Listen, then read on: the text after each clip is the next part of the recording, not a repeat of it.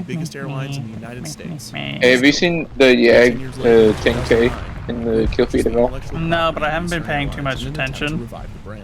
their Okay. attempt would be short-lived. I just want to make sure. I wanted to know what I needed to deal with over here. The corporate culture that eventually led to the He should be around here somewhere. He was far back whenever he killed me. This could be the fault of Rickenbacker. whose I got militaristic engine approach to noises employees turned over off here.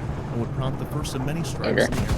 Oh, I think I found The him. struggle between workers and management was Yeah, is he's not dead. unique to Eastern, and that same fight continues to rage on today.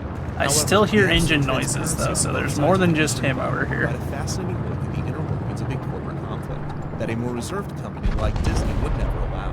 But that doesn't mean that similar conflicts don't Commander exist. Loader on Behind the closed doors, KV. it could be utter chaos. While the consumer might see is an employee selling them soft drinks at a theme park, or a mechanic fixing their flying machine. There's 2 KV2s. Settles when the sun sets. Okay. I got one. Let me turn around and I'll try to help you One guys. big question. I was gonna go I got after killed by a friendly dude. Nice. Where were those What, after all, KV2s? is the meaning Okay, I and saw the purpose of the American corporation? Is it just a bundle of financial assets to be moved around to their highest and best use? I think I hit him with the Or is a corporation a network of mutual obligations, mutual responsibility? I had that handled. The other one, I killed one, and the other one didn't have a breach, and he bombed me, and it didn't even kill the Can we KV have one it both ways? or KV2. The Eastern story suggests He's like, here, die. Here, I don't know how to do this. He bombed me and blew his own wing off, and got shot by an enemy AA. A total victory, I see. Yeah.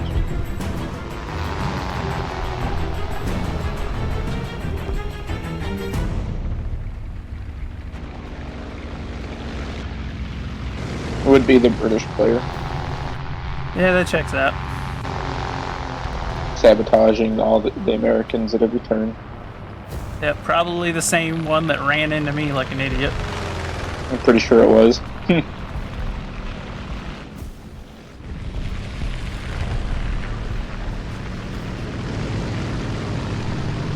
There's a couple enemy air. A handful. You know? Just a few. My name is Kevin Perger. I investigate theme park rides that have been closed, offed, killed. This time of year, most people are thinking about decking the halls and what presents they're going to get their loved ones. Usually I would be too, but at the moment, I can't focus on neither the holly or the jolly. I am haunted. Haunted by a photograph. This photograph. That's right, jolly old Saint Nick. He has his own It looks theme like a park. bomb. I'm not gonna worry about it. That's just the tip of the North Just Pole. gonna act Take a look like at I this didn't one. see nothing. That's not a different angle. That's They a look different rather large This and one, bomb-like, the third. so I'm just I gonna went keep down that driving. reindeer hole I'm not quicker than dead you yet, could say so. eggnog. I have questions. So either it's How got many a Santa really Kingdom amusement parks significant are there? timer Why on are there it, so many? or What happened to them? it's not Most a bomb. importantly, who Yeah, I don't or think it what was a bomb. is responsible? It was the Brit guy. Yeah, that checks out.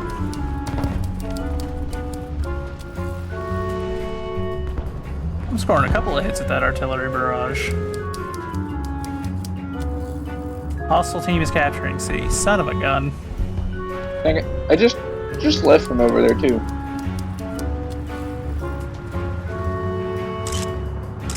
Oh well.